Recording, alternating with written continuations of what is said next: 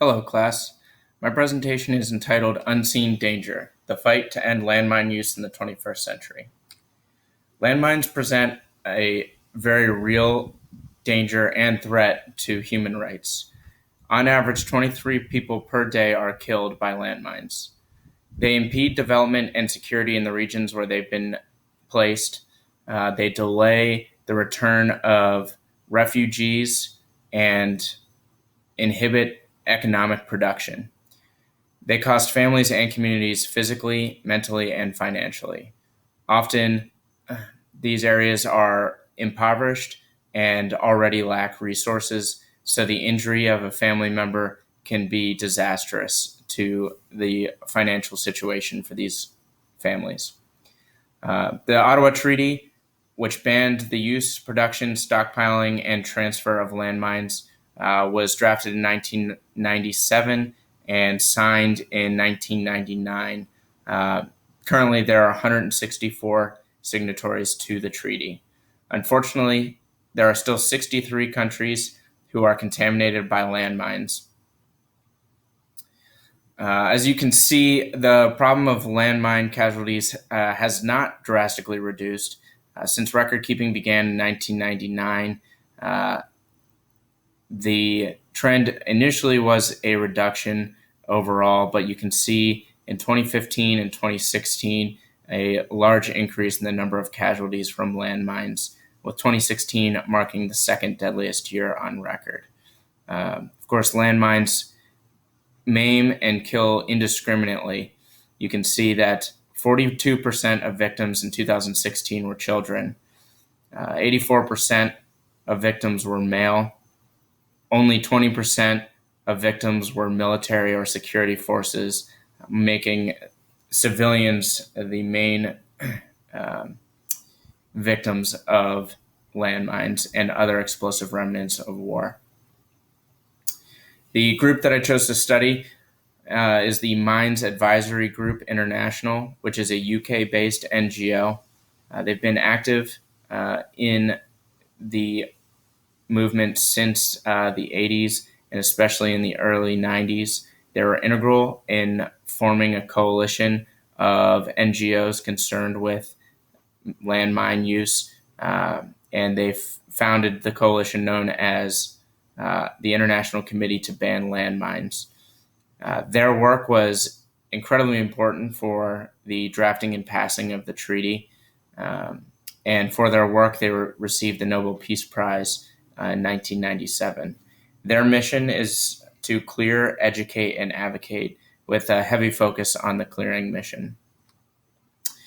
They hire professionals, often former military, to clear known minefields. They use heavy equipment like you see on this slide, metal detectors, bomb sniffing dogs, and other techniques to clear fields. They partner with affected communities to identify the locations of minefields, and they will also train locals to learn how to clear mines, and those locals work alongside MAG employees and are paid alongside them, so that money is reinvested back into the communities that have lacked sufficient economic opportunities for so long. Of course, another important part of their mission is to educate. They have a community liaison approach, so they'll send a liaison to learn about the area and about the people who have been affected by the landmine fields in their area. They learn where the most dangerous areas are and are able to identify those locations for clearing operations.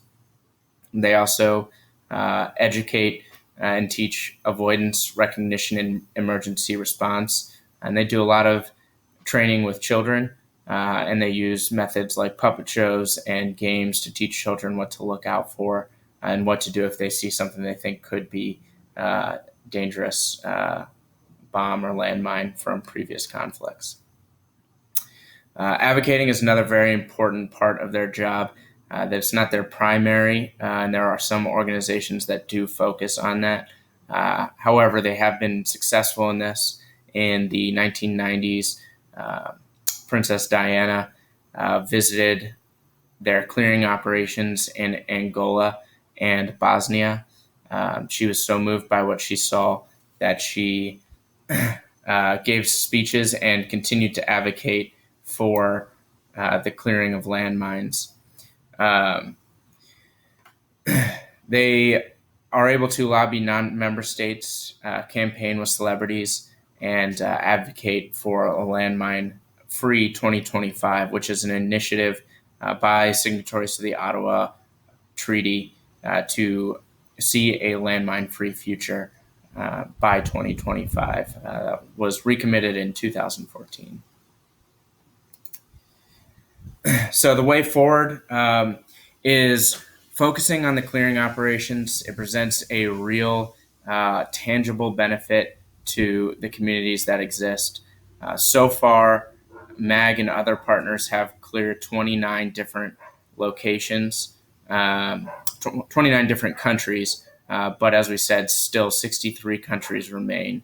As they continue to work, they can clear more of those communities to make safe for other NGOs with humanitarian aims and government to come in and help the communities that have been suffering from the issue.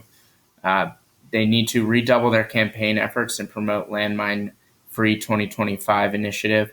And they've been successful in securing Prince Harry, who also has a passion for the issue, to speak and advocate on behalf of this. They need to leverage partnerships that they formed through the ICBL, especially with countries who both need assistance and who are continued holdouts from the campaign, like China, Russia, the US, and some of the others that I mentioned earlier. It is important to note that even those who are not signatories to the agreement do abide by many of the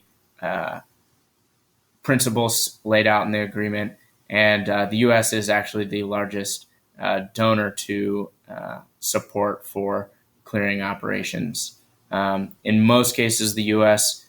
Does live by these rules, but remains committed to leaving mines in place, especially in the DMZ in Korea. Thank you for listening to the presentation. I hope you learned something, and I look forward to seeing the rest of yours as well.